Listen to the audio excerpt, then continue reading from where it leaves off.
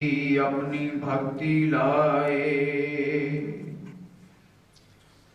दंडौत बंदन अनक बार सर्व कला समर्थ,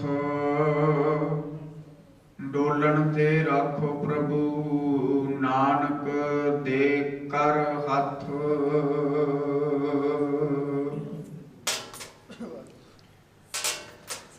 सतगुरु जुग जुग अटल, तख्त जबर छत्र जियां दे मालक, दसां पातशाहियां दी आत्मक जोत, समुची मनुखता दे सांझे रहबर, साहिब श्री गुरु ग्रंथ साहिब सच्चे पातशाह जी दी पावन पवित्र हजूरी च जुड़ बैठ के आप जी रागी सिंह सहवाना तो काफी समय तो लैके रबी बाणी का कीर्तन सरवण करते आ रहे हो।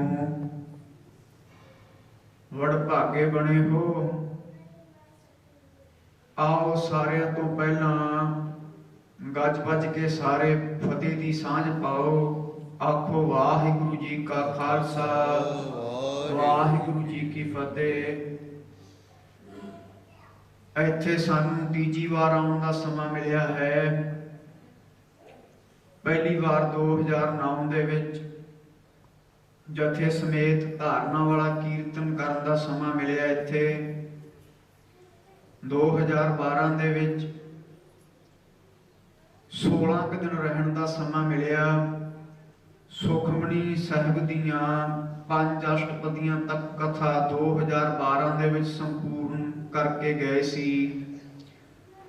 सो तीजी वारी आप संगतां दे जोड़े झाड़न वास्ते नक नथ खसम हथ किरत तके दे, जहां दाने तहां खाने नानका सच है दे महावाकण सार। तीसरी बारी इत्थे आप संगतां दे दर्शन करन वास्ते पहुंचे हां। 6 तरीक तक श्री नानक प्रकाश दे विचों भाई गुरदास दियां 12 दे विचों होर गुरबाणी दे शब्दां दी विचार गुरु नानक दे पातशाह दे संबंध दे जीवन दे संबंध नाल संबंधित विचार होवेगी। उस तो बाद आपां फिर 6वीं अष्टपदी दी जिहड़ी लड़ीवार कथा है वो 7 तरीक तो प्रारंभ करके अगे सर संगत जारी रखांगे। 24 तरीक का गुरु गोबिंद सिंह पातशाह का गुरु का गद्दी दिवस है ते 9वें का शहीदी दिहाड़ा है। सो आओ आपां अवतार पुरब मनाउण जा रहे हाँ। पहला आपां नूं ये जानना जरूरी है कि अवतार दे की अर्थ हन। अवतार कहंदे किहनूं ने, अवतार की डेफिनेशन की है, परिभाषा की है, पहला ये जानना जरूरी है। उस तो अगे फिर अवतार किन्ने तरह के होंदे हन ये अपनी विचार का विषय होवेगा। आधा क घंटा आप संगतां दे समक्ष विचार रखने ने। रोजाना 7:15 बजे कथा प्रारंभ होया करेगी 40 मिनट वास्ते। उस तो पहला आपने पहुंच के समय सिर रागी सिंह सहबाना तो रब्बी बाणी दे कीर्तन का लाहा लेना है। 9 प्रकार की भगती है।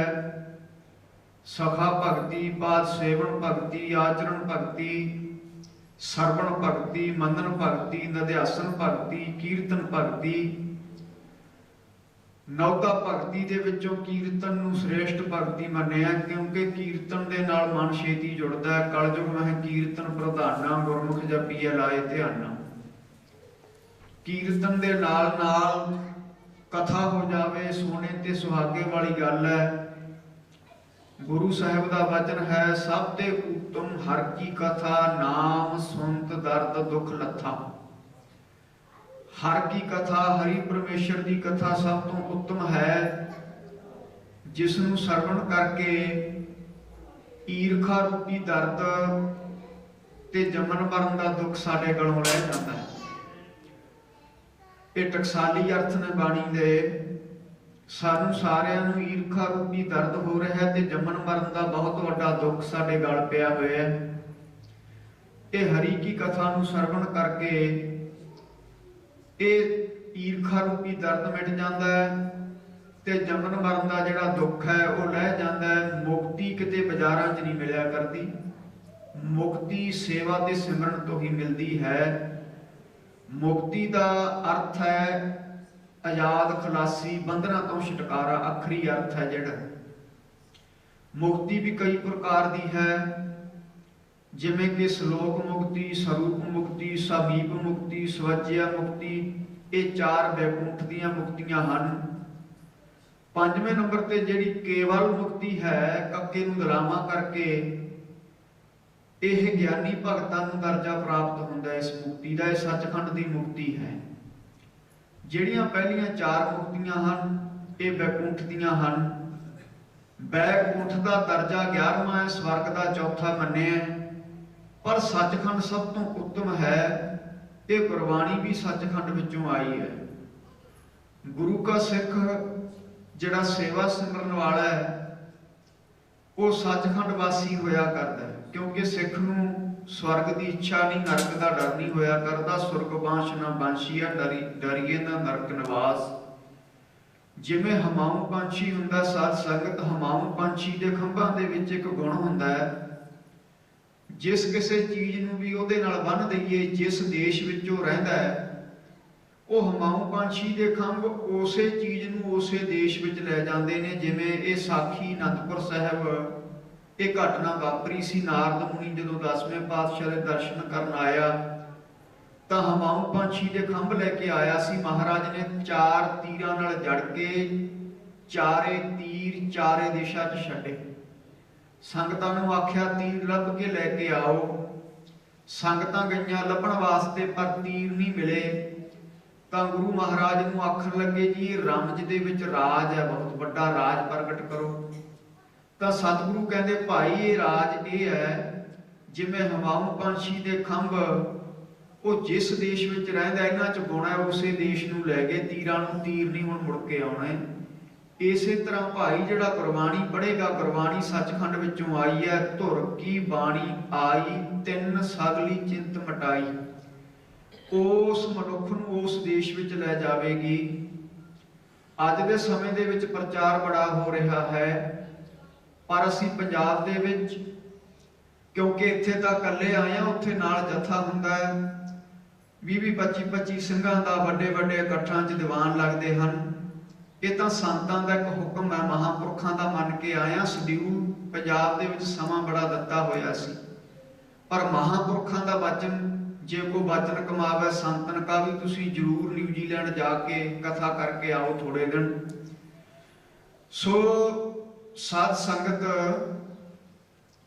ਆਪਾਂ ਵਿਚਾਰ ਕਰ ਰਹੇ ਸੀ ਕਿ ਰੱਬੀ ਬਾਣੀ ਹੈ, ਜੋ ਗੁਰਬਾਣੀ ਨੂੰ ਪੜ੍ਹੇਗਾ ਇਹ ਗੁਰਬਾਣੀ ਨੂੰ ਉਸ ਦੇਸ਼ ਵਿੱਚ ਲੈ ਜਾਵੇਗੀ। ਅੱਜ ਪ੍ਰਚਾਰ ਬੜਾ ਹੋ ਰਿਹਾ ਹੈ ਪਰ ਅਸਰ ਨਹੀਂ ਹੋ ਰਿਹਾ ਪ੍ਰਚਾਰ ਦਾ।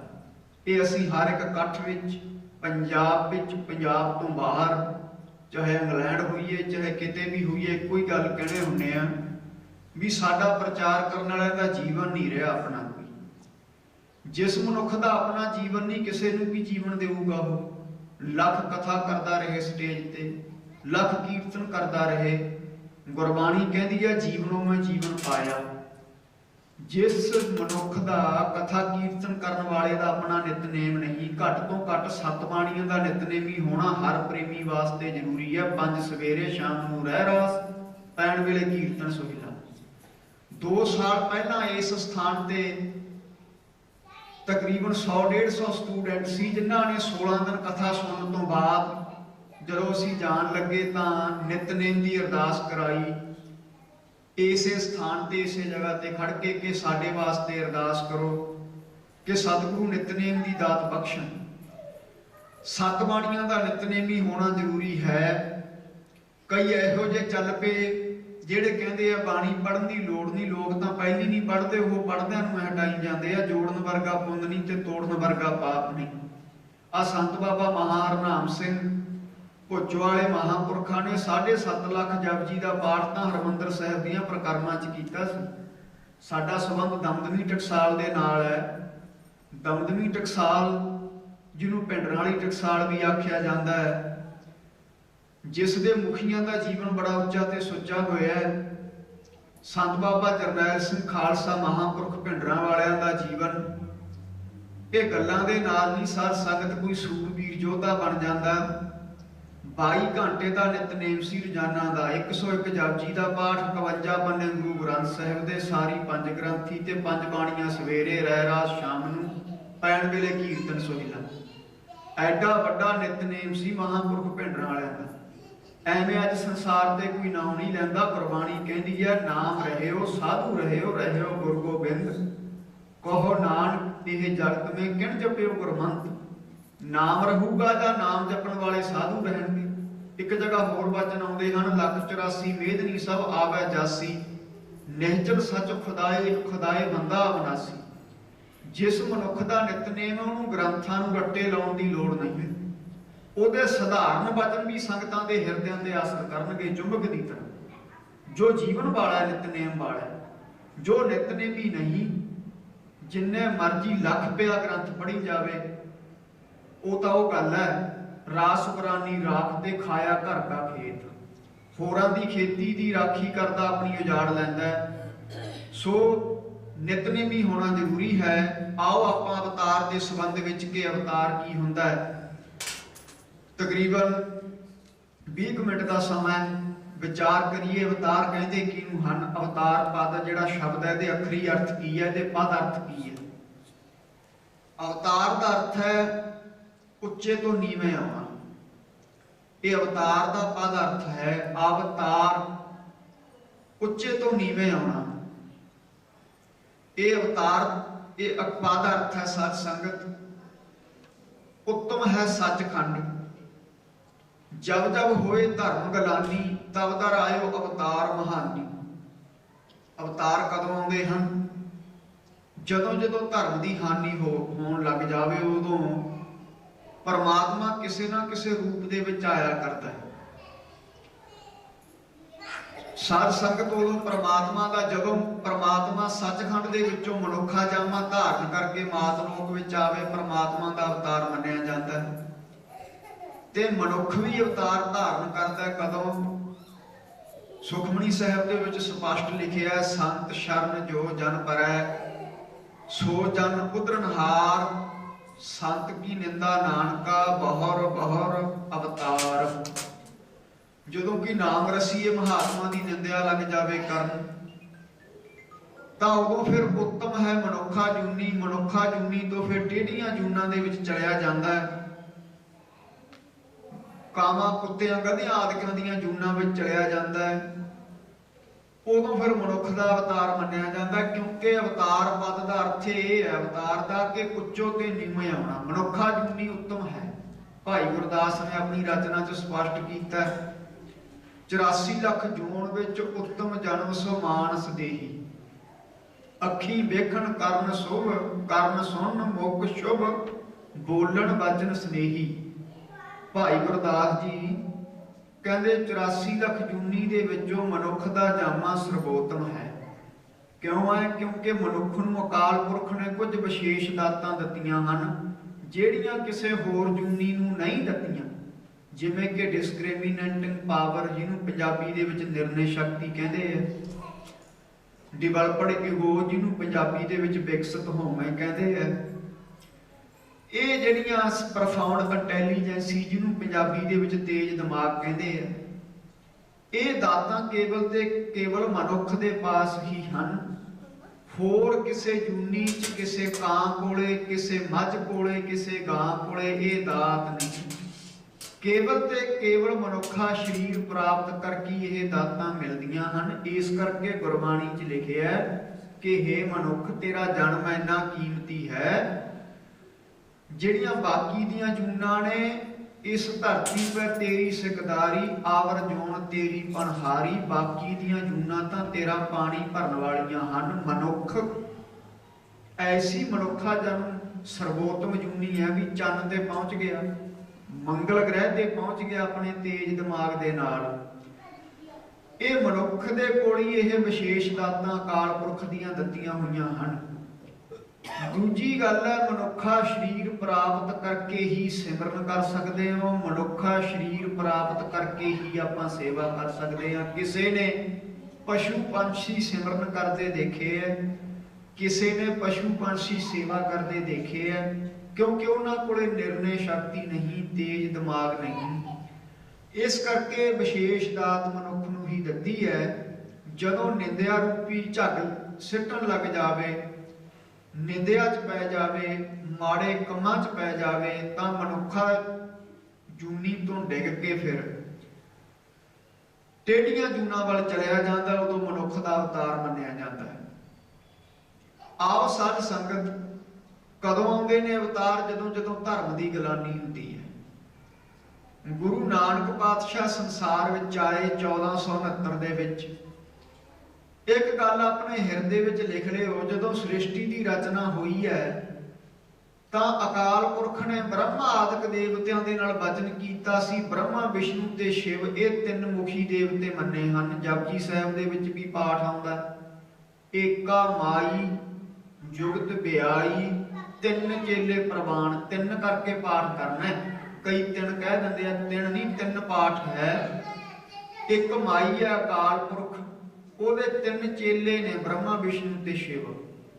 ਇੱਥੇ ਆਪਾਂ ਇਹ ਸਪਸ਼ਟ ਵੀ ਕਰਾਂਗੇ ਵੀ ਗੁਰੂ ਨਾਨਕ ਵਿਸ਼ਨੂੰ ਅਵਤਾਰ ਨਹੀਂ। ਇਹ ਅੱਗੇ ਕਥਾ ਆਵੇਗੀ 4 ਦਿਨਾਂ ਦੇ ਦੌਰਾਨ। ਗੁਰੂ ਨਾਨਕ ਖੁਦ ਨਾਰਾਇਣ ਨੇ, ਆਪ ਨਾਰਾਇਣ, ਗਲਾ ਧਾਰ, ਜਗ ਮਹਿ ਪਰਵਰਿਓ, ਨਿਰੰਕਾਰ ਅਕਾਰ ਜੋਤ, ਜਗ ਮੰਡਲ ਕਰਿਓ। ਪਹਿਲਾਂ ਨਿਰੰਕਾਰ ਹੀ ਸੀ, ਨਿਰੰਕਾਰ ਤੋਂ ਸਾਕਾਰ ਰੂਪ ਹੋਇਆ। ਉਹਦੇ ਮਨ ਦੀ ਮੌਜ ਆਈ, ਮੈਂ ਨਿਰੰਕਾਰ ਤੋਂ ਸਾਕਾਰ ਰੂਪ ਹੋ ਜਾਵਾਂ। ਸ੍ਰਿਸ਼ਟੀ ਦਾ ਵਸਾਰਾ ਕੀਤਾ ਵਸਾਓ, ਏਕੋ ਕਵਾਓ। ਉਸ ਤੋਂ ਬਾਅਦ ਫਿਰ ਅਵਤਾਰ ਰੂਪ ਵਿੱਚ ਆਇਆ। ਬ੍ਰਹਮਾ, ਵਿਸ਼ਨੂੰ ਤੇ ਸ਼ਿਵ, ਇਹਨਾਂ ਦੇਵਤਿਆਂ ਦੇ ਨਾਲ ਕਿਸੇ ਸਮੇਂ ਅਕਾਲ ਪੁਰਖ ਨੇ ਵਚਨ ਕੀਤਾ ਸੀ ਕਿ ਕਲਯੁਗ ਦਾ ਭਿਆਨਕ ਸਮਾਂ ਆਵੇਗਾ, ਉਦੋਂ ਮੈਂ 10 ਜਾਮੇ ਧਾਰਨ ਕਰਕੇ ਸੰਸਾਰ ਤੇ ਆਵਾਂਗਾ। ਵੱਖਰੇ ਵੱਖਰੇ ਨਾਂ ਹੋਣਗੇ, ਵੱਖਰੇ ਵੱਖਰੇ ਮਾਪਿਆਂ ਦੇ ਘਰ ਤੇ ਵੱਖਰੀਆਂ ਵੱਖਰੀਆਂ ਥਾਵਾਂ ਤੇ, ਪਰ ਜੋਤ ਅਤੇ ਜੁਗਤ ਇੱਕੋ ਹੋਵੇਗੀ। ਇਹ ਤਾਂ ਗੱਲਾਂ ਹੁਣ ਕਹਿਣ ਕਹਾਉਣ ਵਾਸਤੇ ਇਤਿਹਾਸ ਬਣ ਗਿਆ, ਪਰ ਇਹ ਪਹਿਲੇ ਹੀ ਅਕਾਲ ਪੁਰਖ ਦਾ ਵਚਨ ਸੀ, ਵਿਧੀ ਦਾ ਵਿਧਾਨ ਬਣਿਆ ਹੋਇਆ ਸੀ ਕਿ ਮੈਂ ਆਉਣਾ ਹੈ, ਕਲਯੁਗ ਦਾ ਸਮਾਂ ਆਵੇਗਾ। ਕਿਉਂਕਿ ਅਕਾਲ ਪੁਰਖ ਤਾਂ ਅੰਤਰਜਾਮੀ ਸਰਵ ਵਿਆਪਕ ਸਰੂਪ ਹੈ। ਸਾਧ ਸੰਗਤ, ਇਹ ਅਕਾਲ ਪੁਰਖ ਦਾ ਦਿੱਤਾ ਹੋਇਆ ਵਚਨ ਪੂਰਾ ਹੋਇਆ। ਲੈਣੇ ਦੀ ਫੈਰਾਈ ਹੈ, ਨਾਨਕਾ ਦੁਹੀ ਖੱਟੀ ਹੈ, ਜੋ ਤੂੰਹਾਂ ਜੁਗਤ ਸਾਏ ਸਹਿ ਕਾਇਆ ਫਿਰ ਪਲਟੀ ਹੈ। ਜੋਤ ਅਤੇ ਜੁਗਤ ਇੱਕੋ ਹੀ ਸੀ 10 ਜਾਮਿਆਂ 'ਚ, ਪਰ ਰੂਪ ਬਦਲਦੇ ਰਹੇ। ਜਿਵੇਂ ਭਾਈ ਗੁਰਦਾਸ ਨੇ ਗੁਰੂ ਹਰਗੋਬਿੰਦ ਸਾਹਿਬ ਦੇ ਬਾਰੇ ਲਿਖਿਆ ਵੀ 5 ਪਿਆਲੇ 5 ਪੀਰ, 6ਵੇਂ ਪੀਰ ਬੈਠਾ ਗੁਰ ਭਾਰੀ, ਅਰਜਨ ਕਾਇਆ ਪਲਟ ਕੇ ਮੂਰਤ ਹਰਗੋਬਿੰਦ ਸਵਾਰੀ, ਚੱਲੀ ਪੀੜੀ ਸੋਢੀਆਂ ਰੂਪ ਦਿਖਾਵਣ ਬਾਰੋ ਬਾਰੀ। ਇਹ ਭਾਈ ਗੁਰਦਾਸ ਦੀ ਰਚਨਾ ਹੈ। 5 ਪਿਆਲੇ, 5 ਪਿਆਲੇ ਕਿਹੜੇ? ਦਇਆ, ਸਤ, ਸੰਤੋਖ, ਧਰਮ ਤੇ ਵਿਚਾਰ ਰੂਪੀ। 5 ਪੀਰ ਕਿਹੜੇ? ਪਹਿਲੇ ਪਾਤਸ਼ਾਹ ਤੋਂ ਲੈ ਕੇ 5ਵੇਂ ਤੱਕ 5 ਪੀਰ। 6ਵਾਂ ਪੀਰ ਕਿਹੜਾ? 6ਵੇਂ ਪਾਤਸ਼ਾਹ ਨੂੰ ਆਖਿਆ। 6ਵਾਂ ਪੀਰ ਬੈਠਾ ਗੁਰ ਭਾਰੀ, ਇਹ 6ਵਾਂ ਭਾਰੀ ਪੀਰ ਬੈਠਿਆ ਹੈ। 10 ਜਾਮਿਆਂ ਦੇ ਵਿੱਚੋਂ 6ਵੇਂ ਪਾਤਸ਼ਾਹ ਦਾ ਕੱਦ ਸਭ ਤੋਂ ਉੱਚਾ ਲੰਮਾ ਸੀ 10 ਜਾਮਿਆਂ ਚੋਂ। 6ਵਾਂ ਪੀਰ ਬੈਠਾ ਗੁਰ ਭਾਰੀ। ਅੱਗੇ ਵਚਨ ਕਰਦੇ ਹਨ, ਅਰਜਨ ਕਾਇਆ ਪਲਟ ਕੇ। ਇਹ ਤਾਂ ਕਹਿੰਦੇ ਇੱਕ ਕਾਇਆ ਹੀ ਬਦਲੀ ਹੈ, ਪਰ ਜੋਤ ਉਹੀ ਹੈ। ਅਰਜਨ ਕਾਇਆ ਪਲਟ ਕੇ ਮੂਰਤ ਹਰਗੋਬਿੰਦ ਸਵਾਰੀ। ਉਹੀ ਜੋਤ ਗੁਰੂ ਅੰਗਦ ਵਿੱਚ ਵਰਤੀ, ਉਹੀ ਜੋਤ ਗੁਰੂ ਅਮਰਦਾਸ ਵਿੱਚ, ਉਹੀ ਜੋਤ ਗੁਰੂ ਰਾਮਦਾਸ ਵਿੱਚ। ਜਿੱਥੇ ਗੁਰੂ ਅੰਤਰਜਾਮੀ ਹੈ, ਉੱਥੇ ਗੁਰੂ ਮਰਿਆਦਾ ਪੁਰਸ਼ੋਤਮ ਵੀ ਹੈ। ਮਰਿਆਦਾ ਕਾਇਮ ਕੀਤੀ, ਜਿਹਨੂੰ ਵੀ ਗੁਰੂ ਤਾਂ ਗੱਦੀ ਤੇ ਬਿਠਾਇਆ। ਤਖਤ ਦੇ ਉੱਪਰ ਸੋਭ ਹੈ ਜੇ ਤਖਤ ਦੇ ਲਾਇਕ ਹੋਈ। ਤਖਤ ਤੇ ਰਾਜਾ ਉਹ ਬਹਿੰਦਾ ਜਿਹੜਾ ਤਖਤ ਦੇ ਲਾਇਕ ਹੋਵੇ, भाई गुरदास ने वचन किया एक जगह, जे कुत्ते नूं कहंदे राजगद्दी ते बिठाल दोगे वो चक्कियां चट्टण की आदत नहीं छड्डदा अपनी। कुत्ता राज बहाली है फिर चक्की चट्टै। कोई निकम्मा बंदा राजगद्दी ते बह जावे देश नूं तबाह कर देवेगा। सो इस करके साध संगत इक्को ही जोत ते जुगत पर रूप वखरे वखरे वखरियां वखरियां थावां ते आगमन होया। गुरु नानक दे आउण तो पहला हालत बड़ी माड़ी सी। धर्मां दियां चार राजधानियां मन्नियां ने, चार राजधानियां धर्म दियां। धर्म राजा ते धर्म रूपी राजा उस समय ते अपनियां राजधानियां नूं सुन्ना करके तुर गया सी। चार राजधानियां किहड़ियां ने? पहले नंबर ते राजे, दूजे नंबर ते तीर्थ साध संगत, तीजे नंबर ते ब्राह्मण, चौथे नंबर ते महात्मा। ये धर्म दे चार पैर ने, चार राजधानियां ने। धर्म इन्हां चारां दे आसरे ते खड़ा है। हुण धर्म कहंदे किहनूं ने?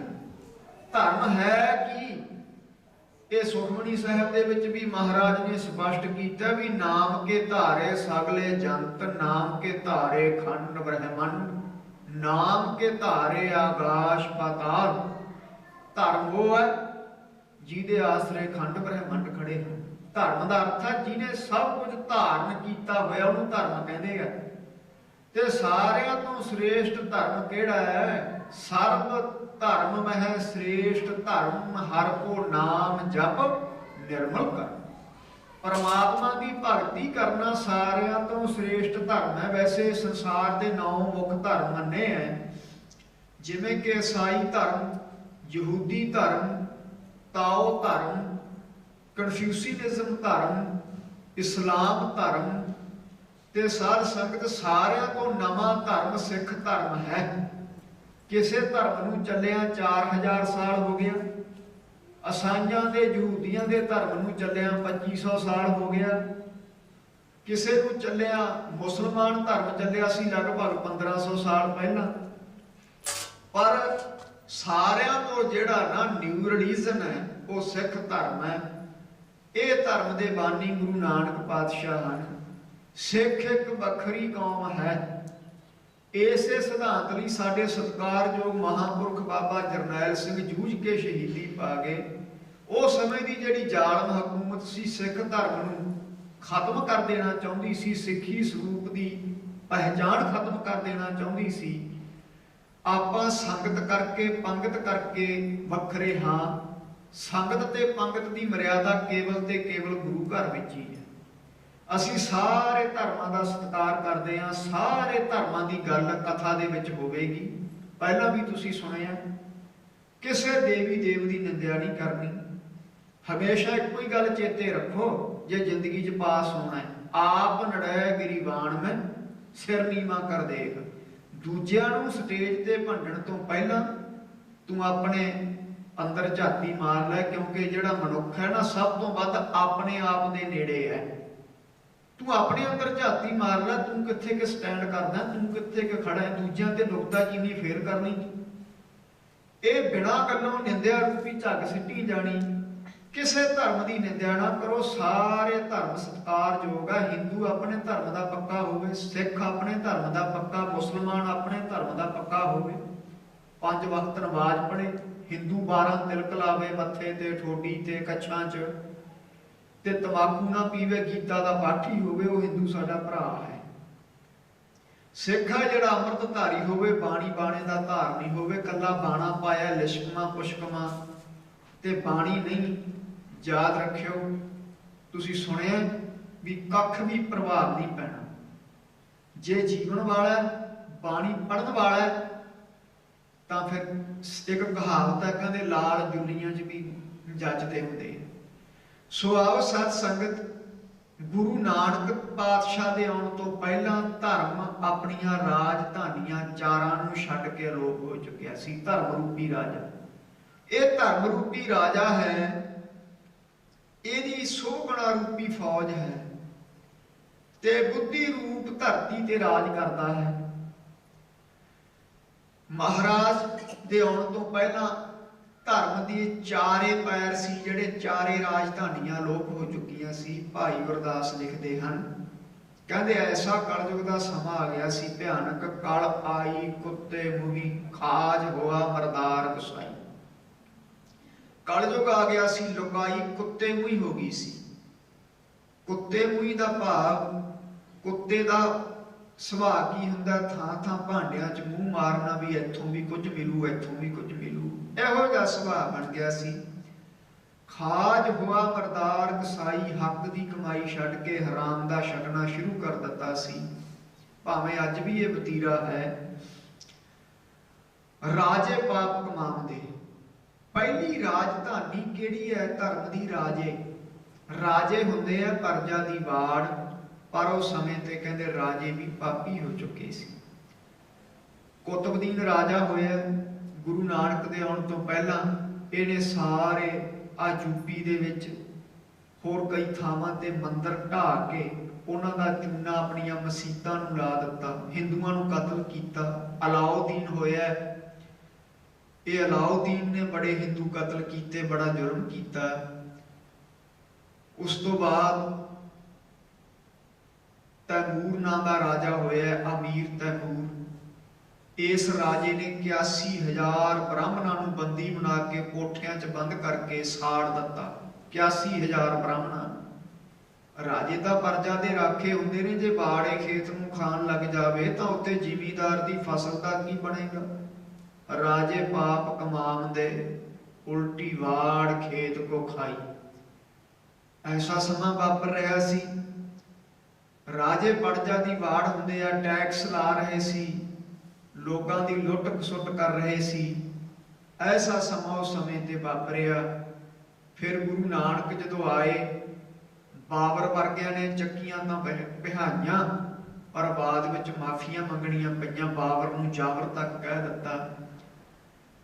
गुरबाणी अंदर बसन के लक्षण की हन? जिस मनुख के अंदर बाणी बस जावे, वो किसी की परवाह नहीं करिया करता। चाहे प्राइम मिनिस्टर का प्यो तुरया फिरे, सच कहण तो संकोच नहीं करेगा, क्योंकि गुरबाणी का सिद्धांत ये कहता है निर्भव जपै सगल भव मिटै। गुरबाणी का सिद्धांत ये कहता है कि गुरबाणी नूं जपदियां जदों अंदरों डर खत्म हो जाए, किसी की कनौड़ ना रहे, प्रभु को सिमरै से बेमुहताजे। बेमुहताजे का पंजाबी दे विच अर्थ है बेपरवाह ते कनौड़ तो रहत, दो अर्थ हैं। प्रभु का सिमरन करने वाले किसी की परवाह नहीं करिया करते। जे अजे किसी का भय है, डर लगता है, इसका मतलब अंदर अजे बाणी बसी नहीं।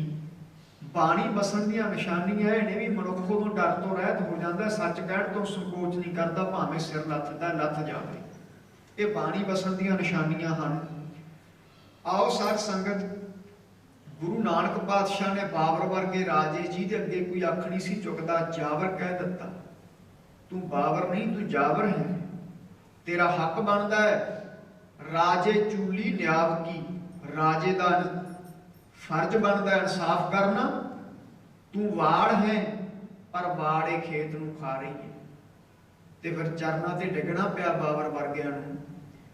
साध संगत, उस समय ते राजे की रूप धारण कर चुके सी। कहते कल आई कुत्ते मुई खाज हुआ मरदार कसाई, राजे पाप कमावंदे फुलटी वाड़ खेत को खाई।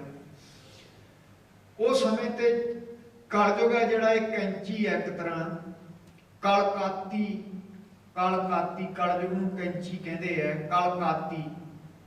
कलयुग वर्गा वधिया युग भी नहीं, गुरबाणी कह रही है। सतगुरु कहते सतयुग त्रेता द्वापर भणीए, कलयुग उत्तम युगा माहे। कलयुग दे विच मेहनत घट करनी पैंदी है, फल वध मिलता है। ध्यान नाल सुनियो, सतयुग दे विच कोई 10,000 वरा भगती करदा, त्रेते युग दे विच 1000 वरा, द्वापर दी 100 साल दी, ते कलयुग दे विच कोई 24 मिनट, एक घड़ी 24 मिनट दी हुंदी है। कथा कीर्तन सुन लवे, बाणी पढ़ लवे, तो सतयुग की 10,000 साल की भगती के बराबर का फल है।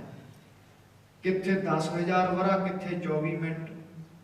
पर असीं चंचल इन्ने हो गए हैं भी हुण 24 मिनट भी समा नहीं साडे कोले टिक के बह के कीर्तन सुनदा, टिक के बह के कथा सुनदा, टिक के बह के बाणी सुनदा। ਗੁਰਬਾਣੀ ਕਹਿੰਦੀ ਆ ਵੀ ਆਪਾਂ ਕਹਿ ਦਿੰਦੇ ਆ ਸਾਡਾ ਸ਼ਡਿਊਲ ਵੀ ਜੀ ਕੰਮਾਂ ਤੋਂ ਵਿਹਲ ਨਹੀਂ। ਗੁਰਬਾਣੀ ਕਹਿੰਦੀ ਆ ਜਿਸ ਕੰਮ ਲਈ ਤੂੰ ਆਇਆ ਮੁੱਖ ਕੰਮ ਹੀ ਗੁਰਬਾਣੀ ਪੜ੍ਹਨੀ ਹੈ।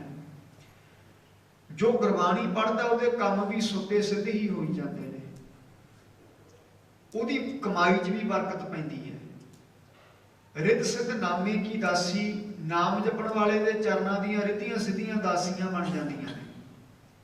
ਸਾਧ ਸੰਗਤ ਉਸ ਸਮੇਂ ਦੇ ਰਾਜੇ ਕਲਕਾਤੀ ਰਾਜੇ ਕਸਾਈ ਹੋ ਗਏ ਸੀ ਤੇ ਪਰਜਾ ਬੱਕਰੀ ਦਾ ਰੂਪ ਸੀ। ਕਸਾਈ ਕੀ ਹੁੰਦਾ? ਬੱਕਰੀ ਦੇ ਗਰਦਨ ਤੇ ਮਾਰਦਾ, ਛੁਰਾ ਪ੍ਰਵਾਹ ਨਹੀਂ ਕਰਦਾ, ਗਲ ਵੱਢ ਦਿੰਦਾ ਹੈ। ਉਹ ਸਮੇਂ ਦੇ ਜਿਹੜੇ ਰਾਜੇ ਸੀ ਕਸਾਈ ਰੂਪ ਹੋ ਕੇ ਪਰਜਾ ਰੂਪ ਬੱਕਰੀ ਦਾ ਮਨ ਰੂਪੀ ਧੌਣ ਵੱਢ ਰਹੇ ਸੀ। ਕਲਕਾਤੀ ਰਾਜੇ ਕਸਾਈ ਧਰਮ ਪੰਖ ਕਰ ਉੱਡ ਰਿਹਾ। ਧਰਮ ਨੂੰ ਖੰਭ ਹੁੰਦੇ ਨੇ ਗਿਆਨ ਤੇ ਵਿਰਾਗ ਦੇ। ਉਸ ਸਮੇਂ ਤੇ ਫਿਰ ਧਰਮ ਅਲੋਪ ਹੋ ਗਿਆ। ਇਹਦਾ ਵੀ ਪਤਾ ਬਿਰਲੇ ਬਿਰਲਿਆਂ ਨੂੰ ਸੀ ਵੀ ਧਰਮ ਅਲੋਪ ਹੋ ਗਿਆ। ਜਿਵੇਂ ਅੱਜ ਦੇ ਸਮੇਂ 'ਚ ਵੀ ਬਿਰਲੇ ਵਿਚਾਰਵਾਨ ਹਨ ਜਿਨ੍ਹਾਂ ਦੇ ਗਿਆਨ ਦੇ ਨੇਤਰ ਨੇ, ਜਿਨ੍ਹਾਂ ਨੂੰ ਪਤਾ ਵੀ ਹੁਣ ਕਲਯੁਗ ਦਾ ਪ੍ਰਭਾਵ ਦਿਨ ਪਰ ਦਿਨ ਵੱਧ ਰਿਹਾ ਹੈ। ਜਿਸ ਚੀਜ਼ ਦੇ ਫਾਇਦੇ ਨੇ ਉਸ ਚੀਜ਼ ਦਾ ਓਡਾ ਵੱਡਾ ਨੁਕਸਾਨ ਵੀ ਹੈ। ਫਾਰ ਐਗਜ਼ਾਮਪਲ ਨੈਟ ਹੈ ਜਿਹੜਾ, ਇਹਦਾ ਜੇ ਫਾਇਦਾ ਇਹਦਾ ਲਾਸ ਵੀ ਬਹੁਤ ਵੱਡਾ ਹੈ। ਹੁਣ ਸਾਰਾ ਦਿਨ ਹੀ ਆਮ ਤੌਰ ਤੇ ਦੇਖਿਆ ਬੱਚਿਆਂ ਨੂੰ ਮੋਬਾਈਲਾਂ ਨੂੰ ਹੀ ਚਿੰਬੜੇ ਰਹਿੰਦੇ ਨੇ, ਚਾਹੇ ਦੀਵਾਨ 'ਚ ਬੈਠੇ ਹੋਣ, ਚਾਹੇ ਕਥਾ ਸੁਣਦੇ ਹੋਣ, ਚਾਹੇ ਕੀਰਤਨ। ਇਹ ਮਨ ਦੀ ਚੰਚਲਤਾ ਨੂੰ ਪ੍ਰਾਪਤ ਹੋ ਕੇ ਲਾਹਾ ਨਹੀਂ ਸਾਧ ਸੰਗਤ ਮਿਲਣਾ। ਸੋ ਇਸ ਕਰਕੇ ਜਿਸ ਚੀਜ਼ ਦਾ ਫਾਇਦਾ ਉਹਦਾ ਨੁਕਸਾਨ ਵੀ ਹੈ।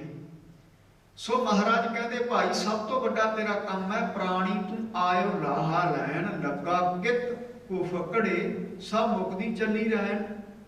ਤੇਰਾ ਦਿਨ ਰਾਤ ਮੁਕਦਾ ਜਾ ਰਿਹਾ ਹੈ, ਉਮਰ ਹੈ ਜਿਹੜੀ ਘਟਦੀ ਜਾ ਰਹੀ ਹੈ, ਤੂੰ ਕਾਲ ਵੱਲ ਵੱਧਦਾ ਜਾ ਰਿਹਾ ਹੈ। ਸੇਵਾ ਤੇ ਸਿਮਰਨ ਦਾ ਲਾਹਾ ਲੈਣ ਵਾਸਤੇ ਤੈਨੂੰ ਭੇਜਿਆ ਸੀ, ਪਰ ਤੂੰ ਵਿਸ਼ਿਆਂ ਵਕਾਰਾਂ ਦੇ ਵਿੱਚ ਬਹਿ ਕਰਕੇ ਹੋਰੇ ਪਾਸੇ ਤੁਰ ਪਿਆ ਹੈ। ਸੋ ਸਮੇਂ ਤੇ ਕਾਤੀ ਰਾਜੇ ਕਸਾਈ ਸੀ, ਧਰਮ ਪੰਖ ਕਰ ਉੱਡ ਰਿਹਾ। ਗਿਆਨ ਤੇ ਵਿਰਾਗ ਦੇ ਖੰਭਾਂ ਨੂੰ ਲੈ ਕੇ ਧਰਮ ਅਲੋਪ ਹੋ ਗਿਆ, ਪਰ ਬਿਰਲਿਆਂ ਨੂੰ ਗਿਆਨ ਸੀ। ਧਰਮ ਪੰਖ ਕਰ ਉੱਡ ਰਿਹਾ। ਕੂੜ ਅਮਾਵਸ, ਕੂੜ ਦੀ ਮੱਸਿਆ ਦੀ ਕਾਲੀ ਗੋੜੀ, ਮੱਸਿਆ ਦੀ ਰਾਤ ਨੂੰ ਕਾਲੀ ਰਾਤ ਮੰਨਿਆ ਹੈ। ਉਦੋਂ ਝੂਠ ਦੀ ਅਮਾਵਸ ਛਾਈ ਹੋਈ ਸੀ ਤੇ ਸੱਚ ਦਾ ਚੰਦਰਮਾ ਅਲੋਪ ਹੋ ਗਿਆ ਸੀ। ਸੱਚ ਕਹਿਣ ਵਾਲਾ ਕੋਈ ਨਹੀਂ ਸੀ ਰਿਹਾ। ਕੂੜ ਅਮਾਵਸ ਸੱਚ ਚੰਦਰਮਾ ਦੀਸੈ ਨਾਹੀ ਕਹਿ ਚੜੇ। ਸੱਚ ਦੀ ਤਾਂ ਗੱਲ ਕਰਨ ਵਾਲੀ ਨਹੀਂ ਸੀ ਕੋਈ ਰਿਹਾ। ਆਪਾਂ ਇੱਧਰ ਭਾਈ ਗੁਰਦਾਸ ਦੀ ਬਾਰ ਤੇ ਵਿਚਾਰ ਕਰ ਰਹੇ ਹਾਂ, ਨਾਲ ਨਾਲ ਗੁਰਬਾਣੀ ਦਾ ਪ੍ਰਮਾਣ ਦਿੱਤਾ। ਇਹ ਗੁਰਬਾਣੀ ਵਿੱਚੋਂ ਹੈ ਕਲਕਾਤੀ ਰਾਜੇ ਕਸਾਈ। ਤੇ ਭਾਈ ਗੁਰਦਾਸ ਦੀਆਂ ਬਾਰਾਂ ਨੂੰ ਗੁਰੂ ਗ੍ਰੰਥ ਸਾਹਿਬ ਦੀ ਪੂੰਜੀ ਦਾ ਖਿਤਾਬ ਦਿੱਤਾ ਹੈ। ਗੁਰਬਾਣੀ ਦੀ ਪੂੰਜੀ ਬਾਣੀ ਜੋ ਭਾਈ ਗੁਰਦਾਸ ਬਖਾਣੀ, ਐਸੇ ਬਚਨ ਆਉਂਦੇ ਨੇ। ਜਿੰਦਰਾ ਪੂੰਜੀ ਤੋਂ ਬਿਨਾਂ ਨਹੀਂ ਖੁੱਲਿਆ ਕਰਦਾ। ਭਾਈ ਗੁਰਦਾਸ ਦੀਆਂ ਬਾਰਾਂ ਪੜ੍ਹਨੀਆਂ, ਉਹਨਾਂ ਦੇ ਕਵਿਤ ਸਵਈਏ ਬਿਰਜ ਭਾਸ਼ਾ ਦੇ ਵਿੱਚ ਪੜ੍ਹਨੇ, ਇਹ ਵੀ ਜ਼ਰੂਰੀ ਨੇ ਸਾਧ ਸੰਗਤ। ਭਾਈ ਗੁਰਦਾਸ ਦੀਆਂ ਬਾਰਾਂ ਪੂੰਜੀ ਦਾ ਖਿਤਾਬ ਰੱਖਦੀਆਂ ਹਨ। ਤਾਂ ਭਾਈ ਗੁਰਦਾਸ ਕਹਿੰਦੇ ਹਨ, ਕਾਲਾਈ ਕੁੱਤੇ ਮੂਈ ਖਾਜ ਹੋਆ ਮਰਦਾਰ ਕਸਾਈ, ਰਾਜੇ ਪਾਪ ਕਮਾਮ ਦੇ ਉਲਟੀ ਬਾੜ ਖੇਤ ਕੋ ਖਾਈ। ਰਾਜੇ ਸੀ ਜਿਹੜੇ ਧਰਮ ਦੀ ਪਹਿਲੀ ਰਾਜਧਾਨੀ, ਉਹ ਪਾਪੀ ਹੋ ਗਏ ਸੀ। ਹੈਗੇ ਤਾਂ ਪਰਜਾ ਦੀ ਵਾੜ ਨੇ, ਪਰ ਰਾਜੇ ਖੁਦ ਪਰਜਾ ਨੂੰ ਲੁੱਟਣ ਕਸੁੱਟਣ ਲੱਗ ਗਏ ਸੀ। ਫਿਰ ਜੈਸੇ ਰਾਜੇ ਵੈਸੀ ਪਰਜਾ ਹੋ ਗਈ। ਇੱਕ ਕਹਾਵਤ ਹੈ, ਜੈਸੇ ਮਾਏ ਵੈਸੇ ਜਾਏ। ਮਾਂ ਬਾਪ ਦੀ ਨਿਆਈ ਹੁੰਦੇ ਨੇ ਰਾਜੇ। ਜਿਵੇਂ ਮਾਤਾ ਪਿਤਾ ਬੱਚਿਆਂ ਦਾ ਪਾਲਣ ਪੋਸ਼ਣ ਕਰਦੇ ਨੇ, ਇਸੇ ਤਰ੍ਹਾਂ ਰਾਜੇ ਵੀ ਮਾਤਾ ਪਿਤਾ ਦੀ ਨਿਆਈ ਹੁੰਦੇ ਨੇ ਪਰਜਾ ਵਾਸਤੇ। ਪਰ ਉਸ ਸਮੇਂ ਤੇ ਰਾਜੇ ਕਸਾਈ ਹੋ ਗਏ ਸੀ।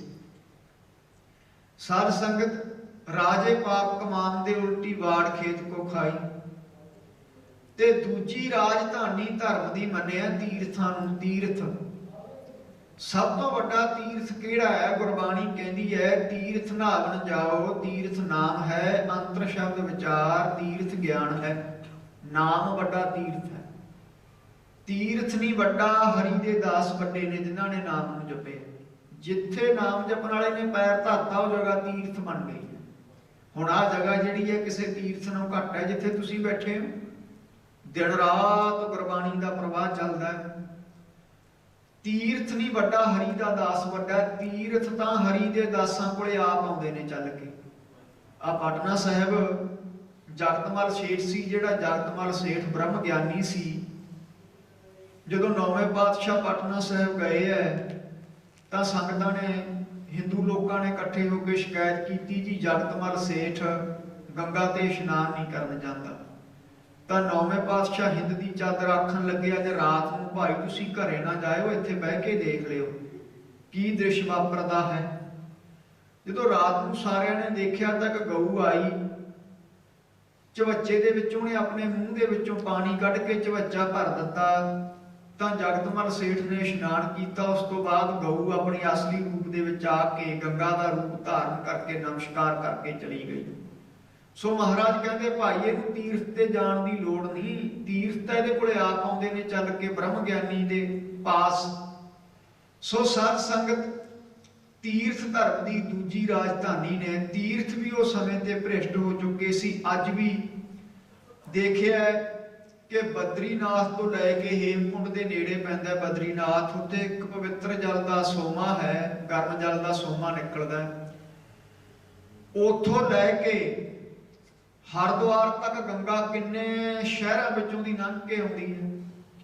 जिन्ने शहरों का गंद है लोग सारे वो गंगा च पा रहे हैं। सो पवित्र कित्थे रह गई हो।